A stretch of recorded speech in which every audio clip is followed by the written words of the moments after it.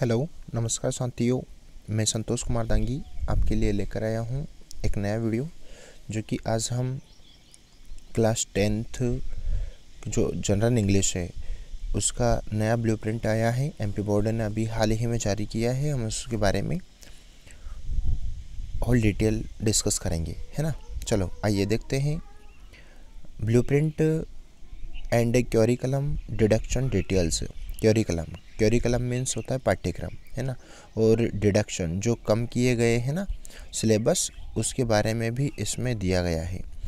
ये 2020 और 21 सत्र क्लास 10th और 12th का उन्हें हाल ही में एमपी बोर्ड ने ब्लूप्रिंट जारी किया है। जो आप इस ब्लूप्रिंट के अनुसार ही परीक्षा में अच्छे नंबर प्राप्त करना है, तो मेरा आपको यही सुझाव रहेगा कि आप इस ब्लूप्रिंट के अनुसार तैयारी करें ताकि आप अच्छे नंबर प्राप्त कर सकें। यहाँ दे रखा है ये 14 नंबर पेज पे सामान्य अंग्रेजी कक्षा 10वीं 2020 और 21, है ना। कितने 100 नंबर का रहेगा ये पूर्णांक, है ना। तो देखते हैं इसमें पहला प्रश्न आपका अनसीन पैसेज का है, जो कि 5 नंबर का प्रश्न है। ये इसमें 5 प्रश्न आएंगे एक एक नंबर के। दूसरा प्रश्न भी आपका ऐसे ही 5 नंबर का प्रश्न है, एक एक नंबर के प्रश्न है। तीसरा भी अनसीन पैसेज से है, ये भी 5 नंबर का प्रश्न है, एक एक नंबर का। इस प्रकार से जो पहली यूनिट है आपकी, पहली यूनिट 15 नंबर की है। इसमें 3 प्रश्न अनसीन पैसेज के आएंगे और तीनों प्रश्न 5-5 नंबर के आएंगे। इस प्रकार से पहली यूनिट 15 नंबर की रहेगी। दूसरी यूनिट यानी कि सेक्शन बी आपका लेटर राइटिंग का है ना। सेक्शन बी में पहला प्रश्न कौन सा रहेगा, जो कि प्रश्न क्रमांक 4, वो लेटर राइटिंग का है। या तो आपको लेटर लिखना है तो उसके ओर में एप्लीकेशन भी आ सकती है या फिर लेटर भी आ सकता है, जो कि ये 6 नंबर का प्रश्न है। एक प्रश्न आपको ये 6 नंबर का मिलेगा। उसके बाद में थोड़ा सा आगे देखते हैं तो नोट मेकिंग एंड समरी का प्रश्न। नोट मेकिंग और समरी का प्रश्न ये 7 नंबर का प्रश्न है। इसमें 4 नंबर का तो नोट्स और 1 नंबर टाइटल, है ना। यानी कि 3 नंबर का नोट्स रहेगा और 1 नंबर का टाइटल, और बाकी 3 नंबर का इसमें समरी बनाना होगा, है ना। टोटल ये 7 नंबर का प्रश्न एग्ज़ाम में आपको आएगा। फिर उसी से थोड़ा आगे यदि देखते हैं तो अगला प्रश्न आपका प्रश्न क्रमांक 6 में, है ना। प्रश्न क्रमांक 6 में कंपोजिशन और कोष्टक में लिखा है ऐसे। ऐसे मतलब निबंध, है ना।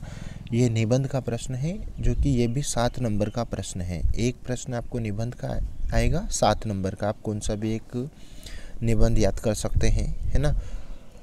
आगे चलते हैं, देखते हैं ग्रामर सेक्शन सी आपका ग्रामर का है, जो कि इसमें 10 प्रश्न ऑब्जेक्टिव आएंगे एक एक नंबर के, यानी कि 2 पार्ट में आएगा। पहला पार्ट में 5 प्रश्न और दूसरे पार्ट में फिर 5 प्रश्न, है ना। फिल इन द ब्लैंक्स आएंगे पहले पार्ट में, और दूसरे पार्ट में सेक्शन बी में choose the correct word from bracket in the fill in the blanks, ऐसा, है ना। इस प्रकार से ये ऑब्जेक्टिव एक एक नंबर के 10 ऑब्जेक्टिव आएंगे, है ना, जो कि अपने को एक एक नंबर के करना है ना। हालांकि एग्ज़ाम में 1-2 विकल्प में ज़्यादा आएगा, यानी कि 7 ऑब्जेक्टिव आ सकते हैं, जिसमें से अपने को 5 करना होगा। इस प्रकार से टोटल ये ऑब्जेक्टिव टाइप क्वेश्चन है एक एक नंबर के, है ना। उससे थोड़ा सा यदि आगे देखेंगे हम तो ड्यूएस डायरेक्टेड,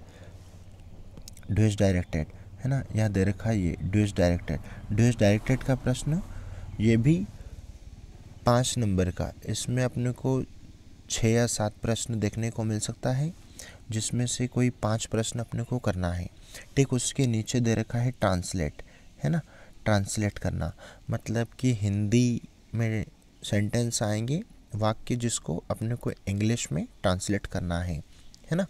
उसके बाद में आगे देखते हैं सेक्शन डी है आपका टेक्स्ट बुक से लिया गया है, जिसमें पहला क्वेश्चन आपका एक्सट्रैक्ट फ्रॉम प्रोस मतलब कि जो आपका पाठ है, है ना, पार्ट, उस पार्ट से लिया गया है, जो कौन सा भी पार्ट है उससे लिया गया है, जो कि ये आपका 5 नंबर का प्रश्न आएगा ये भी, है ना।